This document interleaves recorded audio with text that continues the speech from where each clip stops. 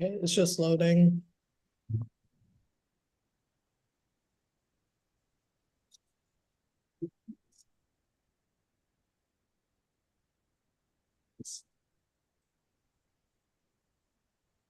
Okay, I think it's safe. Okay, I'm gonna walk to the conference room now. Okay.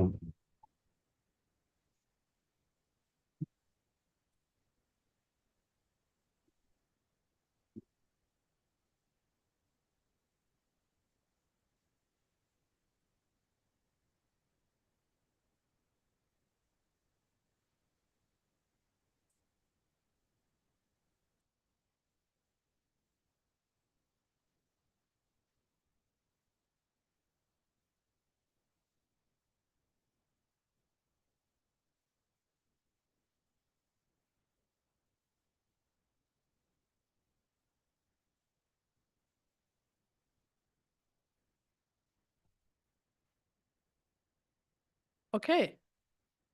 Can everyone hear me? Yes. Okay, thank you. So good morning and welcome to our Queens Borough President Land Use Public Hearing. This hearing is taking place both in person in our conference room and in our YouTube channel at Queens BP. I am Vicki Garvey, the Land Use Director for Queens Borough President Donovan Richards, and I will be chairing this hearing on his behalf. For those who wish to testify virtually and haven't already pre-registered to do so, please visit our website at queensbp.nyc.gov. If you are attending our public hearing in person, please see our staff to sign up for public speaking time if you have not already done so. Please note your opportunity to speak will follow those who are pre-registered. Written testimony is welcome from those who are unable to testify in real time. All written testimony must be received by 5 p.m. today and may be submitted by email to planning2@queensbp.nyc.gov. That's planning the number 2@queensbp.nyc.gov. Or by conventional mail sent to the office of the Queens Borough President at 120-55 Queens Boulevard, room 226, Kew Gardens, New York 11424. I will now review how this public hearing will proceed. The public hearing shall be conducted in the following manner. The applicant will be called to give a description of the requested zoning actions, the proposed project, and respond to any questions from the chair. The floor will then be opened for public speakers. Please listen for your name to be called. Each speaker will have 3 minutes. A signal will be heard and a notice will be displayed when 3 minutes have passed. When you are called, please identify yourself for the record if you are speaking formally as a representative or a member of a group, the calendar number or application you are speaking about, and whether you are for or against the item. Then you may begin your testimony. At the discretion of the chair, if there are a large number of speakers on any particular item, it may be put on second call. Speakers for and against that item may also be called to testify on an alternating basis. Please note that if you are testifying virtually, you must keep your camera on during your testimony and display your name accurately on Zoom.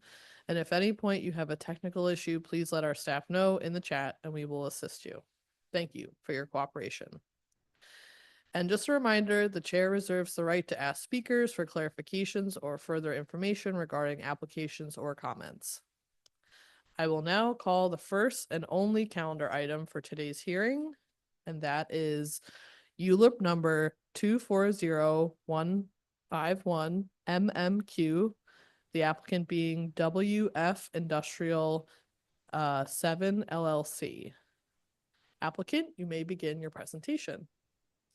Great. Thank you for having me. My name is Eric Palatnik. On the phone with me is Michael Bowden, a partner with Wildflower. And we are pleased to be here today with an application. Hopefully you can all, yep, there's my screen.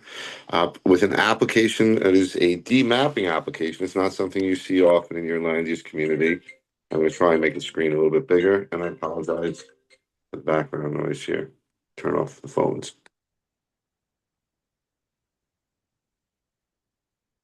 All right, so you can see the screen in front of you, and we're here for a deep mapping application for Grandpa's buses. If you've ever driven on the Belt Parkway to JFK or anywhere really, and I'm sure you sat in traffic, you've glanced over to your side, you'll see the JFK Motel. Uh, you'll see some distribution centers that were just recently built, and in the middle of it all, you'll see this gigantic parking lot of buses.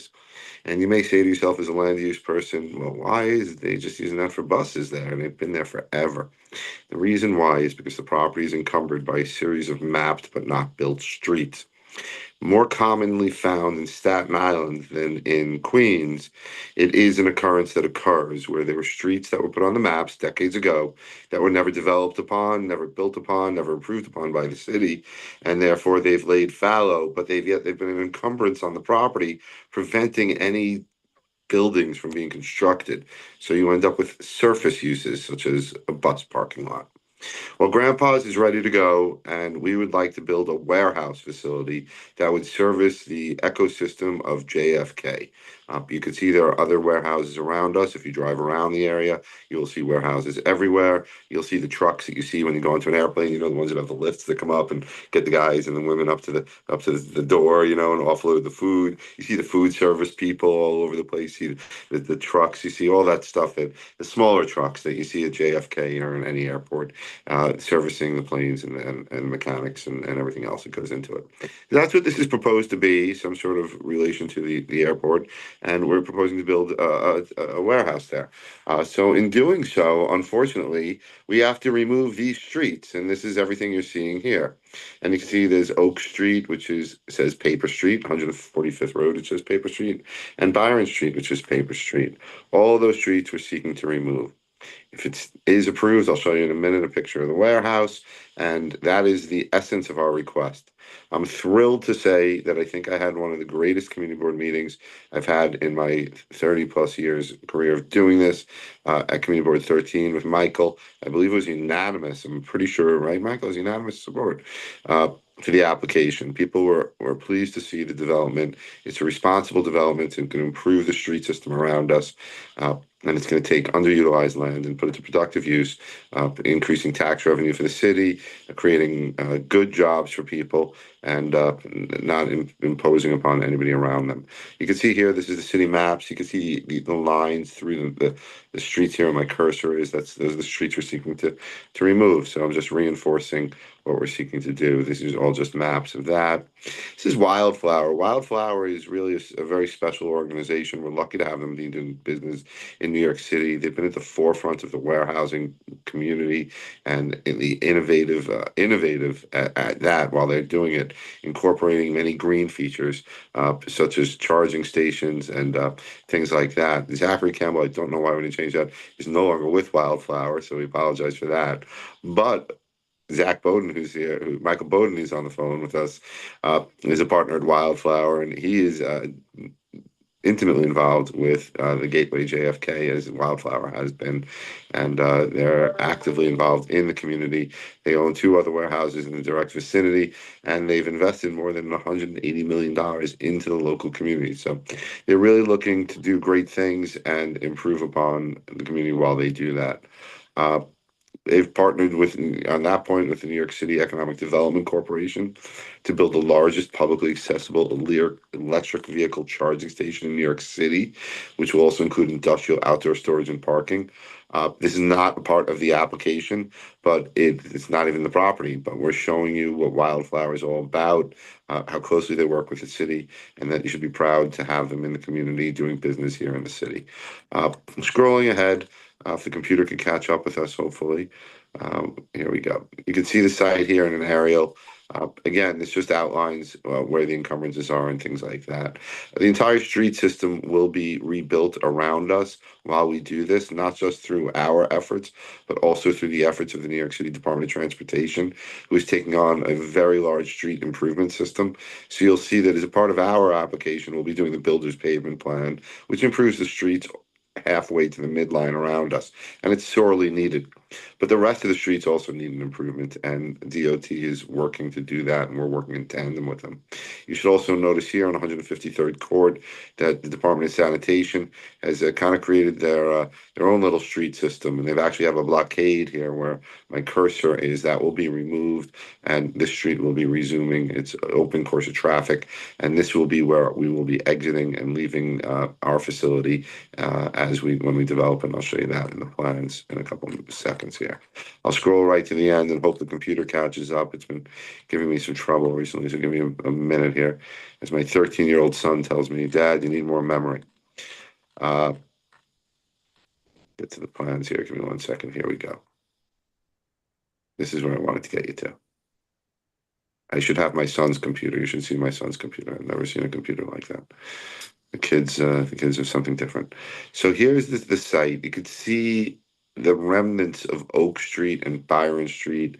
Like I told you, we're just taking a portion of those streets, and you can see the warehouse here in the middle of it. You can see 153rd Court on the left side. That's where I told you the blockade was, and the Department of Sanitation is going to be gone. You can see on that side of the property where my cursor is, there's 4 tractor trailers lined up. That's where tractor trailers, which there won't be that many servicing this. This is totally meant to service JFK, and that includes smaller vehicles, even cars sometimes, but not really so many tractor trailers. So tractor trailers will come in once in a while to bring goods in if there's a shipment of goods coming in. But once the goods come in, they then get distributed over to JFK, and vice versa. So it's not really a tractor trailer oriented business. It's more of the smaller trucks and vans, and you see those in the area when you go through the area. You can see that around the building on all sides there's parking. Everywhere there's parking, 28, 18, 12. You have a total of about 80 spaces, or a little shy of 80 spaces. And those spaces are provided for the employees, and they're also provided for any vehicles that are working at the site, ensuring that nothing overspills onto the surrounding roadways at any time. When people come to work, if they use the spots for parking for them coming to work, then they're taking the vehicles from work and they're using them in the warehousing operation. When they're not using, when they leave work, the vehicles that are for the warehousing operation are on the property. So it's a perfect symmetry, and it doesn't impact anybody. This just gives you an idea of it. The building is very low rise, very similar to everything that's around us. The investment being made in the community. We're anticipating that we're going to create quite a few jobs, 150 jobs during construction period, 65 full-time jobs, 6 part-time permanent positions. We are committed to using green features, and the building will have stormwater detention tanks on site that will maintain. We're aware of course, we're in southeastern Queens. We know that there's water and it's a problem, and we have plans in place to manage it. They've hired the top engineers, and Michael can tell you more about all the green features. There'll be water detention, there'll be green roofs, there'll be bioswales around the property, there'll be landscaped areas around the property, there'll be detention tanks around the property. We will hold all of our own water. We will not add to the problem, and that water will be slowly distributed after the event of whatever it might has passed. And here you go is everything that I just spoke about a moment ago, including all the public improvements that are going to come there, which it all sorely needs. It's not going to look quite as good as the top left picture. I think it's a little optimistic, but it's definitely going to be much better than it is right now. And that concludes our presentation. Michael is here. I'm sure he'd be happy to answer any questions you may have, if you have any questions whatsoever. And the community supported it. We had our full board meeting last 2 nights ago, Monday night, and we have reached out to the local civic, and we've been not in direct contact with them necessarily about presenting anything, but we have given them our presentation, and we're waiting for them to give us any comments that they may have. We haven't heard anything back from them yet, but we're open to speaking with them. If they happen to be on this call, we remain committed to communicating with anybody. And we thank you very much for your time. Thank you so much, Eric. So actually, could you pop the presentation back up? I just wanted Yeah, to sure. make sure, because where I'm sitting, it's a little hard to read. I think I need a new prescription for my glasses. So I want to note, you said I see solar, rooftop, you said stormwater retention, green landscape bioswales. Um, two things I wanted to touch on: electric trucking, and permeable pavement. Is that on the list, or is that something you've considered? We're not, listen, we don't know who the tenancy is gonna be yet, because the building is being built as a spec building, so because this is nearly a 6, 7 year process to get this from start to finish. And we're 3/4 of the way through it. So we can't commit to who's gonna be on the property. But the trend, and Michael could, if you would like to speak to it, the trend in the industry is towards electric. So it's, I Yeah, think, pretty safe to say that it will be electric. Go yeah, on, Mike. I can chime in. Thank you, everybody. Nice to speak with you all. So I think when it comes to stormwater management, I mean, we're open to and utilize different features for different sites that work specifically for that location. So it will all be in compliance with the newest standards. We have used permeable pavement before. We'll evaluate it if it's the correct way to go here as compared to other types of features like bioswales and bioretention. But in either case, we'll comply with codes and we'll be storing and treating and preventing stormwater runoff from entering the public system, which will be a significant improvement from the current condition, which really just allows water to shed off of this pretty large site area now. And then from a perspective of electric vehicles, we design all of our projects with that future proofing in mind, compliance with code on a minimum number of EV ready, but we also typically take it a step beyond that. So we'll have the electric capacity to handle electric vehicles. And as the freight EV ecosystem continues to grow, this type of facility will be able to support that. Great. And one more question with the stormwater retention tank. Will that be under the building or under the parking lot area? It's likely that it would be under the parking lot. Uniquely with this site, we do have some site area, as you see, for surface parking to help get vehicles off the adjacent roads. And it's typically better suited to keep that in an area that we could access more so than under the building. So that would be our intent. But again, being this far in advance on the detailed design, some of that may change in the future, but that would be our expectation. Okay, understood. I have Mohammed Sadiq, our Director of Topographical Services here. He's just watching, but he's obviously been involved with the demapping process. So going back to the employment goals, can you just repeat how many full-time jobs would be at the site? Well, we're estimating, remember, okay, this Right, is, estimate. but, and we're estimating based on Michael's experience in the business and his company's decades-long history of doing this, and the Right. size of the building and other facilities in the area and what they've witnessed and what they know to be the case. Putting all that together, they've come up with a guesstimate that it'll create 150 jobs during the construction period, 65 full-time, and 6 part-time jobs. Okay. I just wanted to make sure I had the numbers that lined up.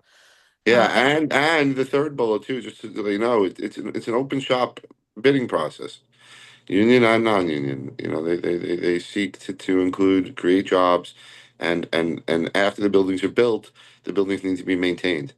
Uh, and they're committed to that. They're committed to Queens, and they're committed to using local labor to the extent that they can, or excuse me, local sourced materials from local suppliers, and of course local labor. That's goes without saying.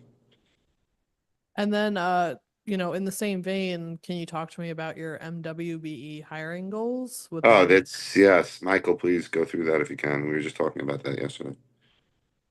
Yeah, we're committed to hiring local and minority women business-owned enterprises. The way it works for us with our projects, we go out as an open bid to multiple general contractors. The general contractors then hire subcontractors, and many of those companies, whether it's the general contractor or a subcontractor, do end up being, local and representation from the groups that you mentioned.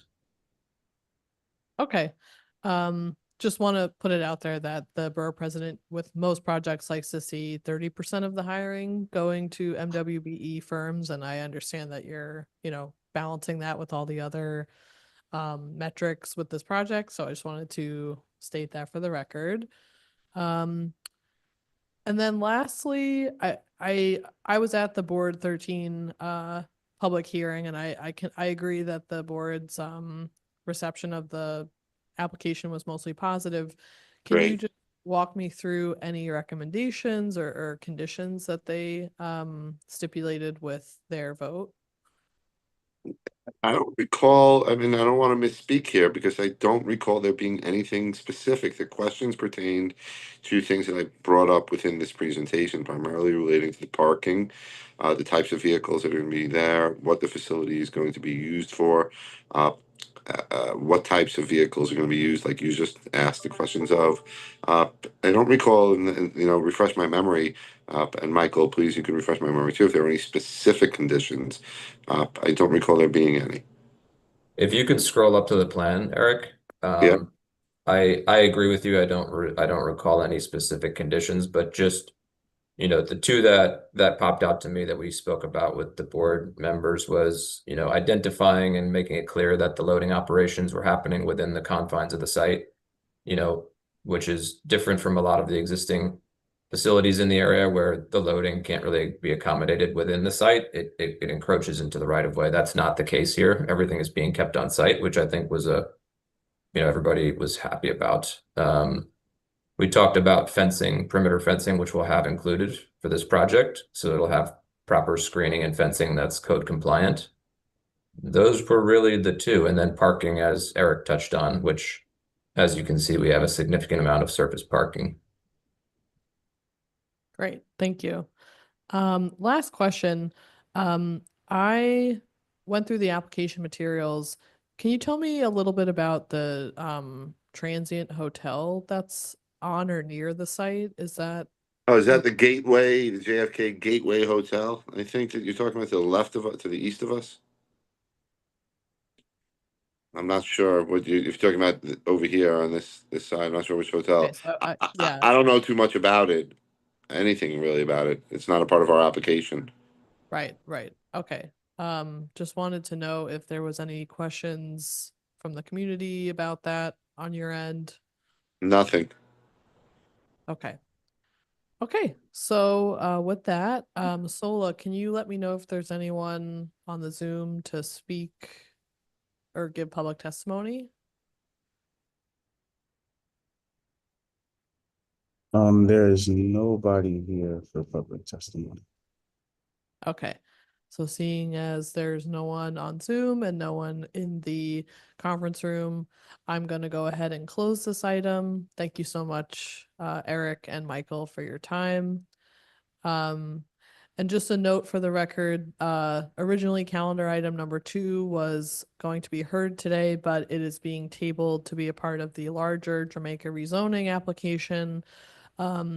That public hearing is still to be decided. So please check back on our website or reach out to us if you have any questions. It will probably be within the next month or so. So with that, I'm going to close today's hearing. The next scheduled hybrid land use public hearing is Thursday, May 15th, starting at 9:30. Thank you for joining us, and I hope everyone has a great day. Thank you. Thank you. Bye.